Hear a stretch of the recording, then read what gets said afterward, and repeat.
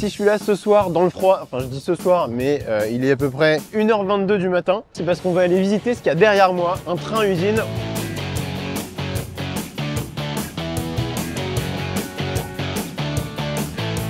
On a tous besoin de prendre le train parce que c'est un transport qui est rapide, durable et pas trop cher. Mais ce qu'on ne sait pas forcément, c'est qu'il y a plein de gens qui travaillent dans l'ombre pour renouveler les voies.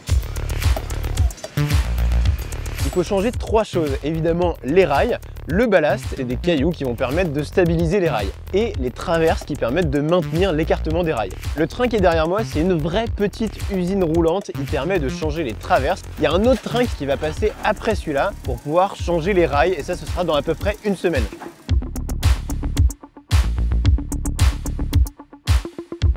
On va voir 3 grosses parties dans ce train. À l'avant, il y a la partie qui approvisionne les traverses. Au milieu, c'est tout ce qui est changement. Et à l'arrière, il y a le stock de ballast. La toute première étape, ça va être de défaire les écrous avec des espèces d'énormes boulonneuses. Une fois que c'est fait, on enlève les attaches et il y a un autre poste qui s'occupe de les récupérer. On n'a pas l'impression, mais finalement, un rail, c'est assez flexible. Donc le train va écarter les 2 rails. Toute cette partie-là, elle est un peu suspendue au-dessus du vide. Il y a juste des traîneaux, c'est des espèces de petites chenilles qui vont reposer sur les traverses. Une fois que les rails sont écartés, ça va nous permettre d'extraire les vieilles traverses, de les ranger par ligne de 16 et une plateforme, c'est comme une espèce de train sur le train, va venir les chercher et les conditionner à l'avant du train. En même temps qu'on écarte les rails, on arrose la voie pour éviter les poussières. Parce que juste après, c'est le dégarnissage. On enlève le vieux ballast pour pouvoir ensuite le remplacer. C'est une grosse chaîne en métal, c'est très impressionnant parce que ça va super vite et le ballast est éjecté vers un tapis. Une fois que la plateforme est dégarnie, la plateforme c'est tout simplement le sol, on va pouvoir y mettre des nouvelles traverses. Donc là pareil, elles arrivent une par une et elles sont réglées pour qu'elles soient parfaitement écartées de 60 cm. Au besoin, on peut les re-régler avec une barre à mine pour être sûr qu'elles soient bien perpendiculaires à la voie.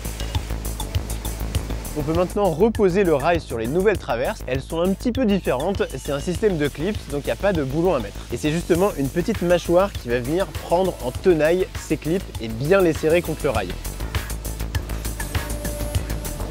Mais c'est pas terminé, on va faire un prélevage de la voie pour pouvoir mettre du ballast en dessous.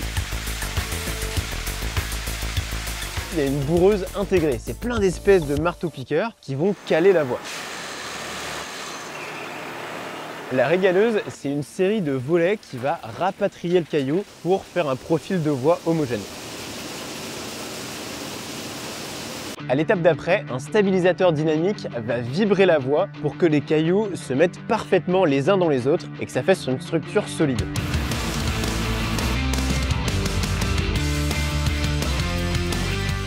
Toute la partie arrière du train permet de récupérer le vieux ballast et d'en renvoyer du neuf au moyen de 2 tapis. Le convoyeur supérieur, c'est pour le vieux ballast et le convoyeur inférieur, c'est pour le nouveau. Ce qui est incroyable, c'est que tout ça se fait en continu. Il y a des opérateurs qui enchaînent les étapes une à une et le train ne s'arrête pas pendant que vous dormez. Cette nuit, on a changé 430 mètres de voie.